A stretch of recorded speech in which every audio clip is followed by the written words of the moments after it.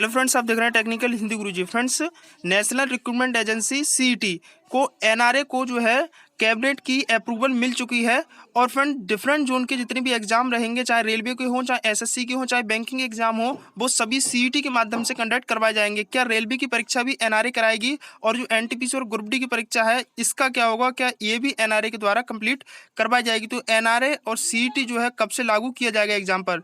तो फ्रेंड्स, इस वीडियो में हम सभी कुछ डिस्कस करेंगे। आप इस वीडियो को अंत तक देखते रहिएगा। और फ्रेंड्स, अभी तक आपने वीडियो को लाइक नहीं किया, वीडियो को लाइक जरूर कर दीजिएगा।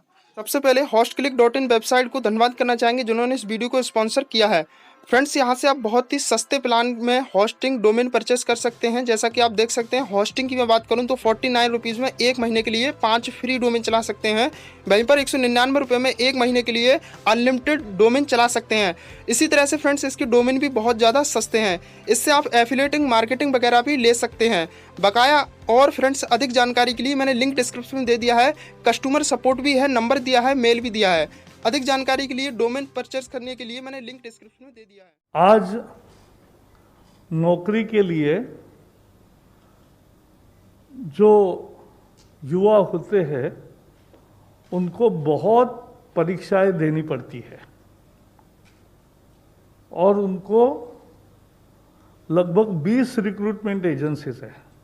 तो कोई 4-5 में अगर परीक्षाएं देता है तो उतनी परीक्षा, उतनी जगह जाना, ये सब समाप्त करने के लिए एक ऐतिहासिक फैसले में नेशनल रिक्रूटमेंट एजेंसी,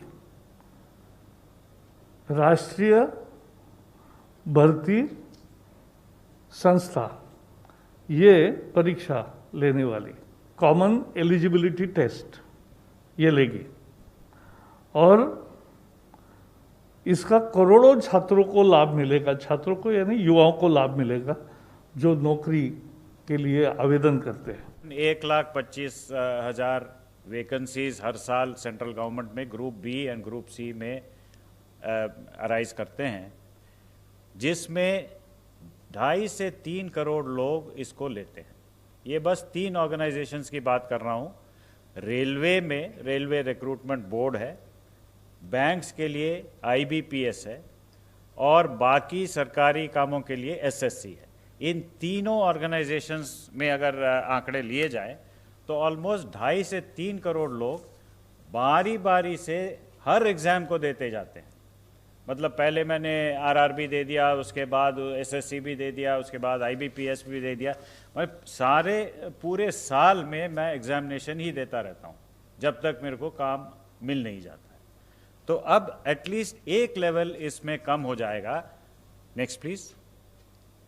जो कॉमन एलिजिबिलिटी टेस्ट, एक ही टेस्ट इन तीनों ऑर्गेनाइजेशंस, एंड जो भी ऑर्गेनाइजेशन ये स्कोर लेके उसमें भर्ती करना चाहती है तो वो इस कॉमन एलिजिबिलिटी एग्ज़ाम के बेसिस पे जो स्कोर्स मिलेंगे उनको लेके अगले लेवल एग्जामिनेशन के लिए वो एक्सेप्ट करेंगे।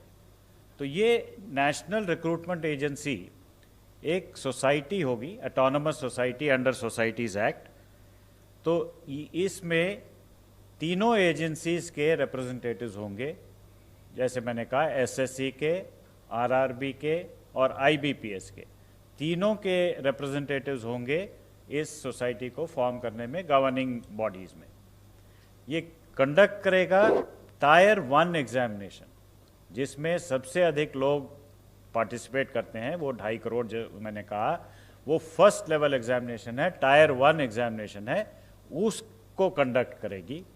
ये फुल्ली ऑनलाइन एग्ज़ाम होगा, कंप्यूटर बेस्ड एग्ज़ाम होगा और उसके स्कोर्स जो हैं वो इमीडिएटली कैंडिडेट को मिल जाएगा, जिसके बेसिस पे वो किसी भी एजेंसी में अपना, या SSC हो या RRB हो या IBPS हो, वो स्कोर के आधार पे वो अप्लाई करके अगले लेवल एग्जामिनेशन ले सकते हैं। अब 3 ही एजेंसीज को पहले लिया है हमने, लेकिन in due course of time जैसे जैसे ये स्टेबलाइज होता जाएगा तो सारे रिक्रूटमेंट एजेंसीज में इस स्कोर को एक्सेप्टेंस देने की, इसको एक्सपैंड करने की भी हम सोच रहे हैं। तो इसमें फ़ायदा ये होगा कि स्टैंडर्ड करिकुलम होगा, एक ही करिकुलम होगा, एक पाठ्यक्रम के अनुसार एग्ज़ाम दिया जा सकता है। हर ज़िले में, ये बहुत ही महत्वपूर्ण पॉइंट है कि हर ज़िले में एग्जामिनेशन सेंटर्स एटलीस्ट एक, और जहाँ कैंडिडेट्स ज़्यादा हैं तो मोर देन एक, सेवरल सेंटर्स खोले जाएंगे, सो दैट ये जो अर्बन बायस है, जो दूर दराज इलाके में जो सेंटर्स नहीं हैं, अब हर ज़िले में ये सेंटर खोले जाएंगे। तो this will be a big bone for women, for the poor and the rural candidates. There will be a standard degree of difficulty. So nobody can say that that exam was easy, this exam was difficult. There will be standard degree of difficulty. And another important thing is ये multiple languages में होंगे. The initial attempt is to make it in at least 12 languages, 12 Indian languages, so that people from different parts of the country, they can take part in the examination and increase the representation in the central government jobs. Next, please. The common eligibility test, as I mentioned, was a first level test to shortlist the candidates. The scores will be valid for 3 years. Means same scores you can use for 3 years, and you also have an opportunity to improve your score by giving the examination again. And the best score in all your attempts will be taken for the purposes of the recruitment. Next, please. So in short, when I give you the picture, it is a common registration portal जहाँ पे एक ही registration portal पे candidate को register करना होगा.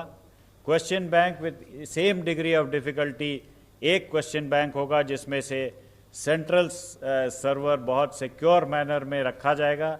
वो test centre में security के साथ जाएगा with all the protocols which are required, the technological firewalls etcetera उसमें होंगे, और फाइनली वो स्कोर्स जनरेट हो जाएंगे जो 3 साल के लिए उनको वैलिड होगा. मैं रिक्वेस्ट करता हूं डॉक्टर जितेंद्र सिंह जी से. ये जो नेशनल रिक्रूटमेंट एजेंसी एग्जाम लेगी 2.5 करोड़ या 300 बच्चों का, ये केवल प्रीलिमिनरी एग्जाम होगा या टायर 2 बाद में जो रिटेन होता है उसके लिए क्या अलग अलग तीनों एजेंसी अपनी लेगी एग्जाम, या यही बाद में भी करेगी? नहीं, आपने जैसा कहा ये प्रीलिमिनरी होगा, क्योंकि बाद में स्वाभाविक है कि उसका स्वरूप बदल जाता है. The tenor and tone of the exam will change, क्योंकि पहला बाई एंड लार्ज करिकुलम भी एक ही जैसा होता है, वो बेसिकली एलिमेंट्री है. उसके बाद मान लीजिए किसी ने बैंकिंग सेक्टर में जाना है, तो बैंकिंग सेक्टर की नुक्ता नज़र से ही उसके क्वेश्चन पेपर बनाया जाएगा, और सिलेक्शन भी उसी तरह की होगी, क्योंकि उनके पास मेरिट लिस्ट होगी एम्प्लॉयर के पास, उसके सामने होगा कैंडिडेट का प्रोफाइल, और कैंडिडेट उसी के लिए अप्लाई करेगा. तो आपका कहना ठीक है, प्रीलिमिनरी स्टेज एलिमिनेट हुई है. दूसरी करने में थोड़ी दिक्कत है, कोई रेलवे में या कोई जाएगा, कोई एसएससी के नौकरियों के लिए जाएगा. 56 सर, उसी सवाल पे, मतलब आरआरबी, एसएससी और आईबीपीएस जो बैंक, ये एबॉलिश नहीं हो रहे हैं? नहीं, एबॉलिश करने की बात नहीं है, हम उनको फैसिलिटेट कर रहे हैं, जो उनका पहला टेस्ट है. और ये अभी चूँकि नया प्रयोग है और नया इंटरवेंशन और नया रिफॉर्म है, तो टू बिगिन विद 3 इसमें शामिल है. आगे चल के और इसी अनुभव के आधार पर बाकी रिक्रूटमेंट एजेंसीज को भी शामिल किया जा सकता है. नहीं, जैसे अगर मैं कैंडिडेट हूँ, मैं फर्स्ट राउंड ये देता हूँ, मुझे जितने भी मार्क्स स्कोर में जितने आएंगे वो लेके मुझे फिर इन तीनों एजेंसी में से जो भी नौकरी जहाँ भी चाहिए वहाँ मैं जा सकता हूँ. अगर आप उस लेजिटिमेट लिस्ट में आ जाते हैं, तो अब आपको जो एडवर्टाइजमेंट अगली आएगी, मान लीजिए बैंकिंग की, तो आपने उसको अप्लाई किया, उसने आपको देखा, आपने उसको देखा, दोनों की अगर अनुकूलता मिल गई तो आपको नौकरी मिल गई, या आपकी सिलेक्शन हो गई for the next stage of test, which will of course be more specialised test, क्योंकि आपके जॉब की नौयत और उसके रिक्वायरमेंट के हिसाब से. लेकिन जो उसने पहले एक टेस्ट करना था, उससे आप बच गए, वो भी बच गए कंडक्ट करने से, और आपको वो दुविधा नहीं रही कि आपको जगह जगह 20 सेंटरों पे जाना पड़े या 20 जगह. और उसमें क्या होता था, तो कई बार आप कॉम्प्रोमाइज़ कर लेते थे कि साहब चलिए इस बार वो करेंगे, उसमें नहीं अपीयर होते. अब इसमें आपके लिए खुल गया, आप हर जगह एलिजिबल हो गए. जैसा कि फ्रेंड्स आपने वीडियो में अभी देखा, वीडियो के बाद फ्रेंड्स इसके ऑफिशियल नोटिस भी जारी कर दिया गया है. जैसा कि आप यहां देख रहे हैं, cabinet approve setting of national recruitment agency to conduct a common eligibility test. Friends यहां पर जो है नेशनल रिक्रूटमेंट एजेंसी को कॉमन एलिजिबिलिटी टेस्ट कराने का कैबिनेट से अप्रूवल मिल चुका है. तो यहाँ पर PIB की वेबसाइट से आप इसको डाउनलोड भी कर सकते हैं। इसमें फ्रेंड्स मल्टी जो स्टेज में एग्जाम होते हैं, लाइक जिस तरह से इसके जो एग्जाम होंगे जो NRA के द्वारा कंडक्ट करवाए जाएंगे, लाइक जिस तरह से SSC के एग्जाम जितने भी रहेंगे वो NRA के द्वारा जो है कंडक्ट करवाए जाएंगे। RRB के एग्जाम और बैंकिंग के IBPS के एग्जाम जितने भी रहेंगे वो सभी NRA के द्वारा कंप्लीट करवाए जाएंगे। अब फ्रेंड्स बात आती है कि किस तरह से कंप्लीट करवाया जाएगा। NRA का फ्रेंड्स इस तरह से कुछ कंप्लीट करवाया जाएगा, लाइक जिस तरह से अगर कोई SSC के एग्जाम होता है तो आपने देखा होगा कि Tier 1 का एग्जाम होगा, फिर Tier 2 का एग्जाम है, फिर Tier 3 का एग्जाम है। तो SSC के जितने एग्जाम होते हैं तो जो Tier 1 का एग्जाम रहेगा वो NRA द्वारा कंडक्ट करवाया जाएगा और कॉमन एलिजिबिलिटी टेस्ट जो होगा, ठीक है। उसके बाद RRB का एग्जाम रहेगा, तो देखते हैं आप कि स्टेज 1 का एग्जाम है, स्टेज 2 का एग्जाम है, तो वो स्टेज 1 का एग्जाम होगा वो NRA द्वारा कॉमन एलिजिबिलिटी टेस्ट करवाया जाएगा। बैंकिंग का एग्जाम होता है तो वो भी जो फर्स्ट स्टेज का एग्जाम होगा वो भी NRA के द्वारा कंप्लीट करवाया जाएगा। अब जो फर्स्ट स्टेज का एग्जाम रहा वो तो NRA ने कंप्लीट करा ही दिया, लेकिन जो Tier 2 का एग्जाम रहेगा, स्टेज 2 का एग्जाम जो होता है वो SSC का मान लीजिएगा Tier 1 का एग्जाम तो NRA ने करा दिया, अब Tier 2 का एग्जाम जो है वो खुद SSC ही करवाएगा।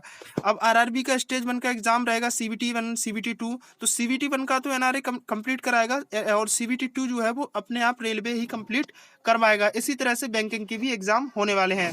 फ्रेंड्स इसमें कोई लिमिट नहीं है कि जो NRA के एग्जाम है कि उसमें एक ही बार दिया जाए, 1 बार 2 बार 3 बार जितनी बार आपकी इच्छा हो दिया जा सकता है। और जो भी फ्रेंड्स इसमें लिमिट रहती है वो उस लिमिट को कोई भी नहीं है, 1 साल में केवल आप 2 ही NRA के एग्जाम दे सकते हैं, फिर नेक्स्ट ईयर भी आप 2 एग्जाम दे सकते हैं, ठीक है। तो इस तरह से इसमें कुछ एग्जाम करवाए जाते हैं।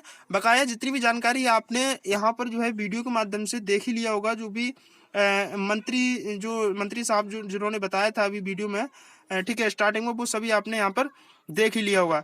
उसके बाद जो CET इसका एग्जाम होगा कॉमन एलिजिबिलिटी टेस्ट, वो 3 जो है स्टेजों में करवाया जाएगा। एक तो आपका 10th लेवल से होगा, ठीक है। उसके बाद 10th लेवल वाली जितनी भी वैकेंसी होती हैं वो 10th लेवल से यहाँ पर कंप्लीट करवाई जाएंगी। और फ्रेंड्स यहाँ पर 12th लेवल की जितनी वैकेंसी होती हैं, ठीक है, 12th लेवल के हिसाब से इनका टेस्ट करवाया जाएगा। और ग्रेजुएट की जितनी वैकेंसी होती है वो ग्रेजुएट के हिसाब से कंप्लीट करवाई जाएंगी। तो इस तरह से फ्रेंड्स 3 स्टेज में जो एग्जाम होगा और इनका जो एग्जाम रहेगा, ठीक है, वो अलग अलग रहेगा। अब मान लीजिए 10th लेवल से अगर आपने CET एग्जाम दिया है तो 10th लेवल की जितनी भी वैकेंसी रहेंगी वो उस हिसाब से आपको ये एग्जाम देखने को मिलेगा, ठीक है। तो इस तरह से ये एग्जाम होगा। लेकिन अगर मैं इसकी एज क्राइटेरिया की बात करूं तो एज क्राइटेरिया अभी कोई भी इसमें नहीं दी गई है। बकाया आगे जैसा आता है अपडेट तो मैं आपको वीडियो के माध्यम से बता दूंगा। फिलहाल इस वीडियो में इतना ही था, मिलते हैं नेक्स्ट वीडियो में अगले अपडेट के साथ।